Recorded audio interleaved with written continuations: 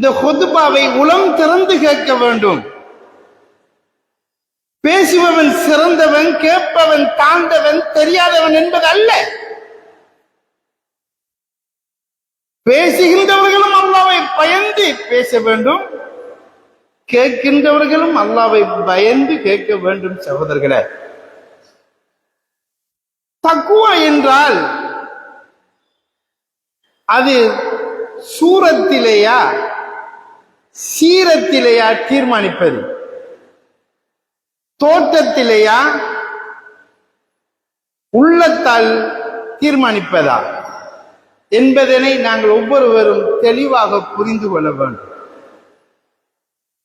ஏனென்றால் சில பேர்கள் சாரணம் மடிச்சு கட்டி நான் இங்க எவனுக்கும் பயம் இல்லை, அல்லாஹ்க்கு தான் பயம் என்று சொல்லுவார்கள். அப்ப அவர்கள் தக்வாவை பத்தி தெரியாதவர்கள். சில பேர் சபையில எல்லாரும் உள்ளத்தை அடிச்சு உடைச்சு பேசுவார், நான் இங்க எவனுக்கும் பயம் இல்லை என்று நெஞ்சை நிமித்தி பேசுவார். அவர் சொல்லுவார், நான் அல்லாஹ்க்கு மட்டும்தான் பயம், இந்த பள்ளி ரெஸ்டுக்கோ மௌலிமாருக்கோ தலைவனுக்கோ எவனுக்கும் பயம் இல்லைம்பார்.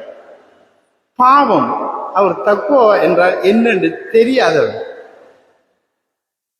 தக்குவாதாரி என்று தீர்மானிப்பது ஷரியாவுடைய கண்ணோட்டத்திலே, இஸ்லாத்துடைய பார்வையிலே தோற்றத்தை வைத்தல்ல,